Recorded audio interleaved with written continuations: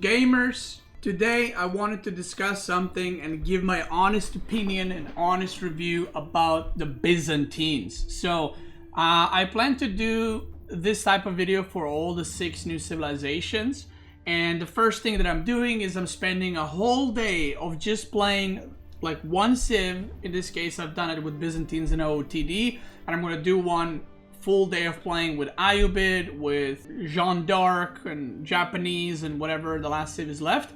And then I kind of wanted to make a video, since it's been a while since the civ's release, right? It's been a month and a half almost. So I feel like I have enough experience with the civilizations. I have enough gameplay with and against them. So I kind of wanted to give my opinion of what the civ is like right now, what the civ needs, what should be buffed, what should be nerfed, and what the playstyle of the civilization is going to be most likely in the future. So let's get started. We're going to start with Byzantines because I just spent a whole day playing Byzantines, and I just kind of wanted to give my thoughts. So there's also a gameplay video of me playing Byzantines on YouTube, and there's going to be one for OOTD and all the other civs as well. Kind of like a compilation of like the good games of how to win with those civs, but I'm going to talk about the issues as well. So where's Byzantines right now and what's going on? So my honest opinion is that it is probably the hardest civilization to play, maybe second hardest, but either way pretty hard.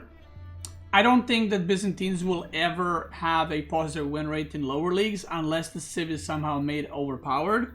It's just too hard to play. I compared the Byzantines to China. You know, there was a period where China was really good at the top level, but it was abysmal at the low leagues. It had like 36% win rate at one point.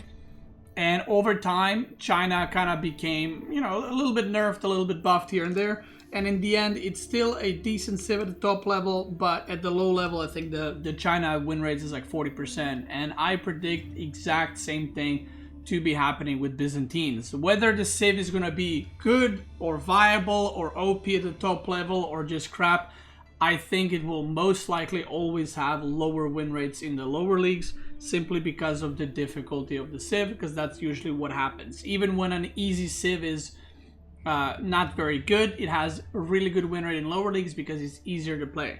What do I think that Byzantine needs and what I think should be nerfed potentially? So I think every civ has their own play style, right?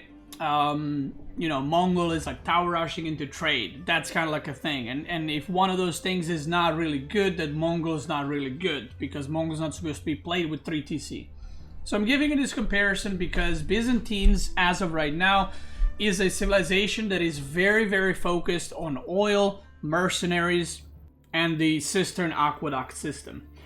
And because the civ is so focused on that, that's great, it's unique and that's great. But as of right now, civ needs a buff somewhere in Feudal. Now, this could be done in many different ways. This could be buffed in many different ways. This could be changed in many different ways. The fact that cisterns buff your gathering rate is great, but you also have to take into consideration you have to invest a lot of resources, aka stone, into it. And not only that, you have to protect them if they're outside of your base.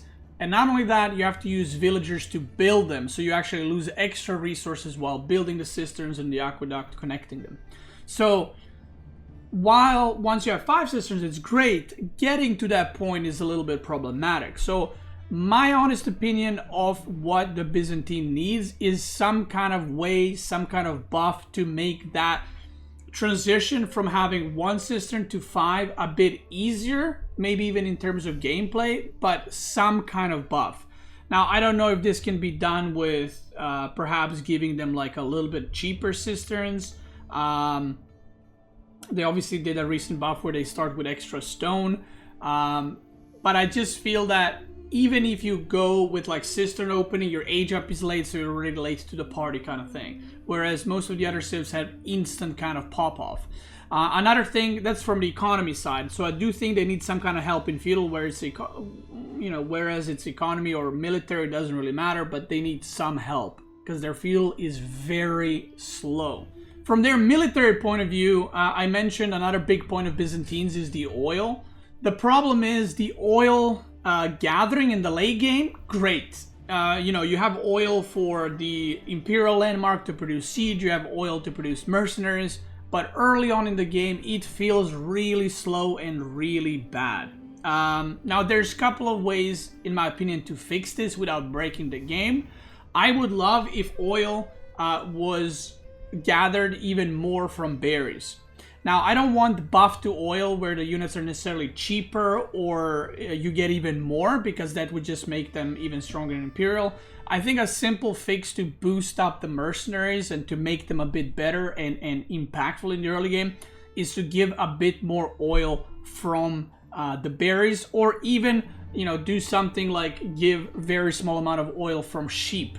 Because the early feudal is the problem for Byzantines, not later on. Castle and Imperial for Byzantines are fine. They're more than fine. It's the feudal. And I would like to see some kind of buff there. Another thing is the fact that you have to choose the mercenary contract and it costs 100 oil, and not only costs 100 oil, you have to research it, is another thing that's just like, do we really need it? You know what I mean? Like, do we really need that, like, extra delay? And then when you produce mercenaries, they also produce very slowly. Now, I do understand that you don't want the mercenaries to be popping out instantly, but once you edge up to feudal, you need 150 wood, you need to build a mercenary house, then you need to research the contract, and then you need to make the mercenaries. And once you do that, then the mercenaries, the next round of mercenaries is going to be very late, because then you don't have oil anymore. The problem with everything right now, in my opinion, with Byzantines is just everything is a bit too slow compared to the other civilizations. The setup takes too long for you to get going. So there's a couple of ways to fix that. I mentioned oil, getting more oil from the berries, or getting more a little bit of oil from sheep, just to, like, as you're gathering sheep, then you're like ready to produce a mercenary immediately when you age up, or have something like, you know, being able to make a mercenary house in Dark Age so that you can research the contract beforehand, or reduce the research time for contract to like 5 seconds. I don't think there's a need for you to have to wait, I think it's 30 seconds to research a contract. Like, what's the point of it, right? Because it's not like you research a contract and you get units. Then you have to make units. So it's just very delayed. You could even add something like maybe have a research, but the first units that come out are gonna come with the research. So maybe make the research 300 oil or 200 oil, but when you research it, the units come out immediately with the contract research, right? Something like that. Another thing that I saw yesterday in my Twitch chat, which I thought was a very good suggestion, in order to buff mercenaries without actually changing much, would be to not pay for 5 mercenaries at a time. Even though I do get it, or like multiple units at a time, I do get it. It's like you're purchasing mercenaries and they come out in a group. I get that. But at the same time, that is a big weakness and big downside. Why is this a big downside? Well, if I have 360 oil, I might as well have 0. Because I can't produce anything with that, right? I need like 400 to produce, I don't know what the costs are, like cashix or longbows or whatever. So the problem with mercenary system is, again, in Castle and Imperial, this is a non-issue. The problem right now is in Feudal, where you have like 350 oil, and that's a lot of oil you gathered, but it's unusable. You can't use it at all until you get 400 plus. So one of the suggestions I saw in my Twitch chat was, why don't you just make 1 unit at a time in Mercenary House? And I was like, I love that idea. Now, I know it doesn't go together with the whole, you know, you buy mercenaries and a bunch of them arrive, but imagine if instead of paying, again, I don't know the prices, let's say the longbows cost 500 oil to produce. Imagine instead of paying 500 oil for 5 longbows, you paid 100 oil for 1 longbow, and then you can just produce it. Yeah, we can see. Oh, this is per unit. Yeah, so right here. Longbow production time is 1 minute and 15 seconds, right? And it's 1 for 90.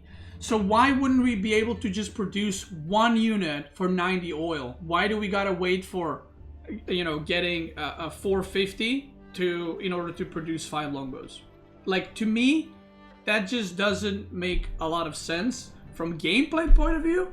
And I think this would be a great buff where you age up, let's say with the Imperial Hippodrome, you make a Horseman, and then you queue up, you get a contract, you queue up Longbow immediately, and you can push out. That feels a lot better. That feels a lot smoother. It doesn't feel as wonky. Because another thing that happens is you make 5, and then you have like a good decent push, but then your opponent is still producing units. They're producing, but then your mercenary house is basically idle for the next minute to minute and a half until you have, like 400, 500 oil again, and then you produce 5 units again, which take minute and 15 to come out without cisterns. So I honestly think something needs to be buffed there. I don't think that Byzantines needs a buff like, giving them more gather rate. I don't think Byzantines need more damage on their units. I think it's just a bit too slow to start up the things that they do have. The things that they do have are great. They just take a while to get there, and specifically this is very noticeable in Feudal. So what I noticed recently after I spent a whole day of playing Byzantines is if I get to Castle or Imperial on the even footing, I won the games, right? I just destroyed my opponent, wasn't even close. But if nothing happened in the game and we both age up to Castle, I'm behind, right? I'm just behind. And I felt that in different matchups, and in every matchup I played, I felt like that was true. If I'm playing against Delhi with Byzantines, I feel like they just have more units initially while getting all their stuff, and I just feel like I'm in my base waiting for my stuff to kick in. I'm waiting for the oil to come in. I'm waiting for the cisterns to be built up, and by the time I'm ready to fight, because Delhi already has 3 sacred sites. If I'm playing against a boom civ and I go to TC, I feel like they can go to TC and get castle, and I'm still setting up my mercenary, my cisterns and all that. And if you're like, well, you can just skip those for now, yeah, but what's the point of playing Byzantines then, right? You're not utilizing your civ. So I feel like that's the biggest weakness of the civ, and that's something that I hope gets buffed and I hope gets changed. Regarding the good stuff about Byzantines, I genuinely think that Byzantines are one of the strongest civilizations in the late game. And I've said this many times on my stream. A lot of people, think I'm funny because, I said that the units will need a nerf in the future.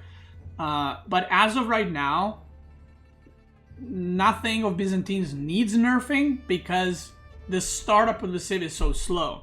But if the civ gets help in Feudal, they would need to nerf them later on. In my opinion, the best men-at-arms in the game are the Varangian Guards. Probably the best, maybe second best compared to Jushi's Legacy Palace Guards.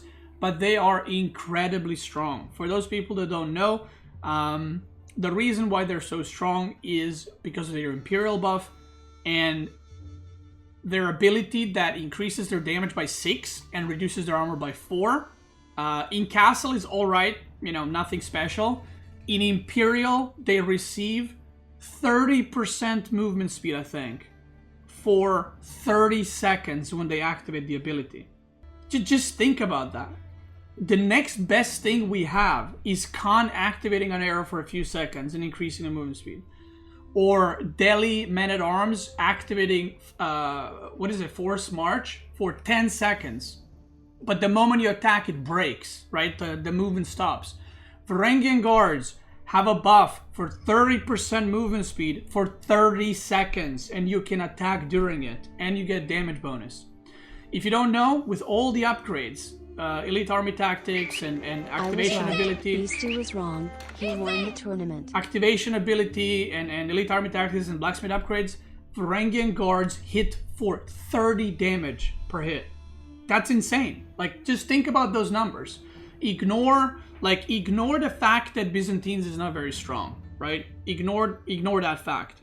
Think about the units itself. You have a man-at-arm that once activated runs 30% faster for 30 seconds, and they hit for 30 damage. Like, that's just crazy. I've had games where I would have like 8, 9, 10 STBs, and 50 Varangian Guards use the spread formation, they activate the ability, they come on top and just kill everything. They kill crossbows in the late game, they kill hand cannoneers, because they can close the distance extremely fast. Right now, Varangian Guards don't need a nerf because Byzantines is not in a great spot. But in the future, if Byzantines were to get help in Feudal, where they're on more even footing with the other civs, Varangian Guards would need to get a nerf. For the ability specifically, not like a unit itself. That ability lasting 30 seconds is too wild, and the movement speed that it gets is too wild, okay? That's what I'm saying.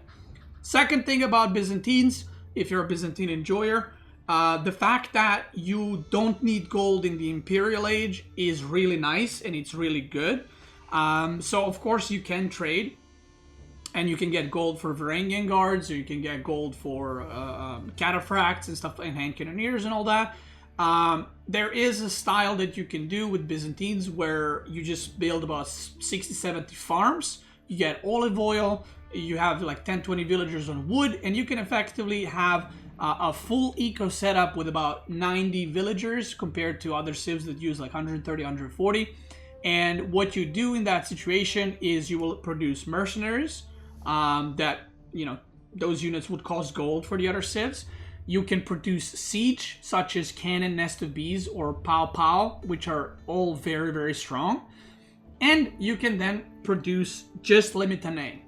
For those that don't know, Limitane are the spearmen of Byzantines, and they have an ability that once you activate it, you attack 25% slower, you move 25% slower, I think, and you take reduced range damage, I think it's 25% as well.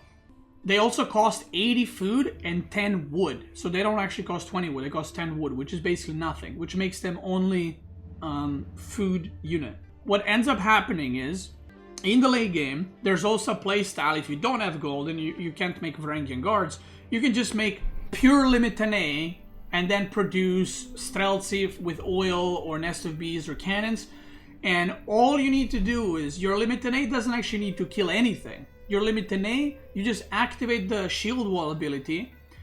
If you don't know, the range damage reduction, 50%, is not only on arrows, it's not only against crossbows, it's against hand cannoneers as well. So, cost per cost, your Limitane will actually trade better against hand cannoneers because they only cost food. So even if you lose 10 Limitane and you kill 1 or 2 hand cannoneers, that's a good trade for you because you're not spending any like real resources. So once you get to that point, it's actually very hard to beat Byzantines because they're just printing Limitane with shield wall ability, and they have their back units that cost oil, right? So again, you don't need trade. You can just produce Streltsy, or you can produce elephants, or whichever mercenary contract you chose, and eventually the opponent will run out of gold. Now what happens then is the opponent is forced to go into trade, whereas you don't. So you're running on an 80-90 villager economy, and your opponent has to run on 120, 30, 40 villager economy to basically face your army, which means you're going to have more army. So again, if you ignore the fact that these are Byzantine units, if you take that unit, if you take Limitane and if you take Varangian Guard and you put them on your screen, you will say, that is nuts. That unit is crazy. You reduce damage 50%? That's crazy.